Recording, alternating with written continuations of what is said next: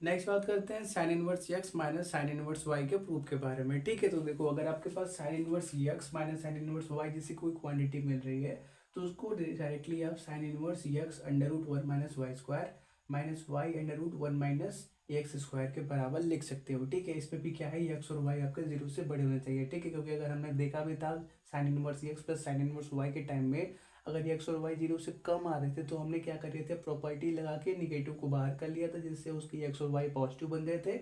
और वो क्या, sine inverse x minus sine inverse y जैसी क्वांटिटी में क्या हो गया था, चेंज हो गया था। अब हम क्या करेंगे, ऐसे क्वांटिटी जो क्या sine inverse x minus sine inverse y दिखती है, वाई की तरह दिखती है, उसको इस तरह से सॉल्व करेंगे। ठीक है, तो क्या करते हैं, इसका भी प्रूफ देख लेते हैं। तो प्रूफ जैसा हमने पिछला दो किया इसका भी वैसा ही है। क्या करेंगे, साइन इनवर्स यक्स को कोई थीटा के बराबर मानेंगे क्योंकि हमारे पास ये बोल रखा है कि x greater than equal to zero है, तो हमारे पास थीटा भी क्या जीरो से पाई बाई टू तक आएगा। क्योंकि देखो साइन इनवर्स एक्स का रेंज कहाँ से कहाँ तक होता है, माइनस पाई बाई टू से पाई बाई टू तक। लेकिन उसने बोल दिया है कि एक्स आपका greater than equal to zero है, मतलब उसको इनपुट पॉजिटिव मिलेगा तो वो आउटपुट भी पॉजिटिव देगा। कहने का मतलब since x greater than equal to zero है तो जो आपका थीटा होने वाला है यहाँ से वो क्या होगा, जीरो से पाई बाई टू के बीच में लाई करेगा। और वैसे ही हमारे पास दूसरी क्वांटिटी है एक साइन इनवर्स वाई, इसको क्या कोई क्वांटिटी फाई के बराबर मान लो, तो यहाँ से साइन इनवर्स वाई किसके बराबर मिलेगा, फाई के बराबर। तो यहाँ से भी हम क्या बोल देंगे, since y is greater than equal to zero, तो यहाँ से भी क्या मिलेगा, जो आपका फाई है वो जीरो से पाई बाई टू के बीच में लाई करेगा। ठीक है, तो हमको इस बार क्या चाहिए, थीटा माइनस फाई चाहिए। ठीक है, तो इस बार हमको क्या करना है, थीटा माइनस फाई करना है। ठीक है, तो हम क्या कर देते हैं, इसको ऐसे रहने देते हैं। हम क्या करते हैं, साइन थीटा माइनस फाई का वैल्यू निकाल लेते हैं। ठीक है, थीटा माइनस फाई, तो देखो साइन ए माइनस बी का फॉर्मूला लगा दो, क्या हो जाएगा, साइन ए माइनस बी, तो साइन थीटा कॉस फाई और क्या minus cos theta sine phi. ठीक है, तो हम बस क्या करेंगे, अपनी वैल्यूज को पुट करेंगे। तो यहाँ से क्या मिलेगा, sine theta equal to x, तो ये ट्रायंगल बना, ये एंगल थीटा, ये एक्स, तो ये वन, ये under root one minus x square. और यहाँ से क्या मिलेगा, sine phi is equal to y, तो ये ट्रायंगल बना, ये हमारे पास एंगल फाई है, ये वाई, ये वन, तो ये under root one minus y square.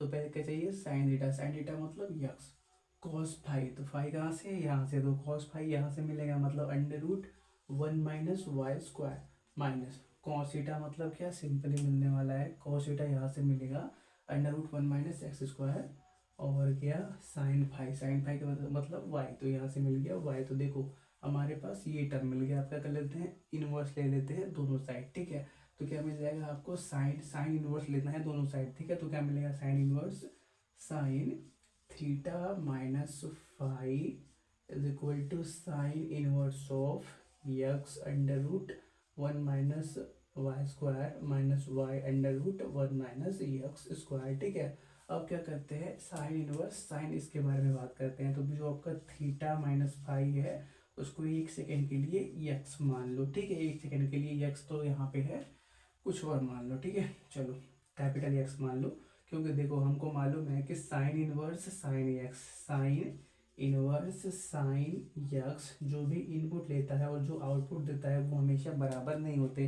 तो ऐसे क्वेश्चन को हमने बोला था कि आप ग्राफ से सॉल्व करेंगे। ठीक है, तो हम क्या करते हैं, इसका ग्राफ देख लेते हैं। तो हमारे पास ये है sine inverse sine x y equal to sine inverse sine x. तो यह कहाँ से स्टार्ट होता है, ओरिजिन से पास होता है और क्या, ये ऐसे मूव करता रहता है। ठीक है, यहाँ पे ये जीरो है, ये पाई बाई टू पे कहाँ रहता है, पाई बाई टू के बराबर रहता है, और ये पाई पे जीरो हो जाता है। ठीक है, और यहाँ पे भी क्या है, ये माइनस का पाई बाई टू है और नीचे ये माइनस पाई बाई टू तक जाता है। तो देखो पहले हम बात कर लेते हैं जो इनपुट है, इनपुट का मतलब जो कैपिटल एक्स का मतलब थीटा माइनस फाई है, उसका रेंज कहाँ से कहाँ तक है, मतलब वो कहाँ से कहाँ तक जा सकता है। ठीक है, तो देखो इस बार हमको थीटा माइनस फाई करना है, तो हमको दो क्वांटिटी मिलेगी। मान लेते हैं हमारे पास ये एक क्वांटिटी मिली और ये एक क्वांटिटी मिली। ठीक है, तो अगर आपको ये वाली क्वांटिटी निकालनी है तो हमने क्या किया हुआ है, थीटा माइनस फाई, तो पहले के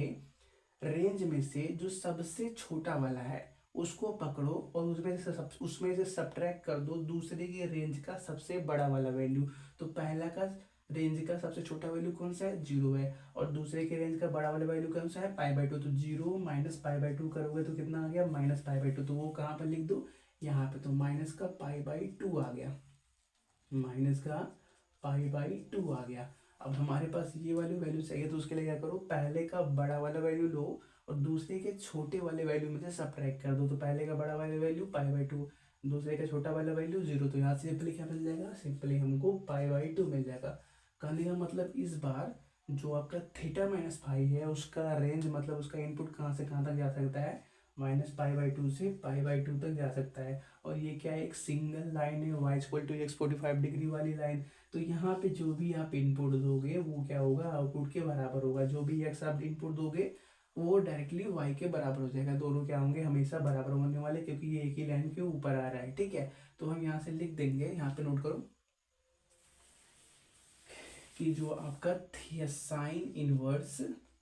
साइन और क्या है, थीटा माइनस फाइव है, वो क्या होगा, हमेशा ही थीटा माइनस फाइव के बराबर होगा। थीटा माइनस फाइव मतलब जो हमने एक्स बोला था, तो साइन इनवर्स साइन एक्स हमेशा ही एक्स के बराबर होगा। ठीक है, y=x के बराबर होगा, मतलब एक्स और वाई सेम होने वाले हैं। ठीक है, तो इसको बना दो कोई इक्वेशन नंबर 1, ये है कोई इक्वेशन नंबर 2।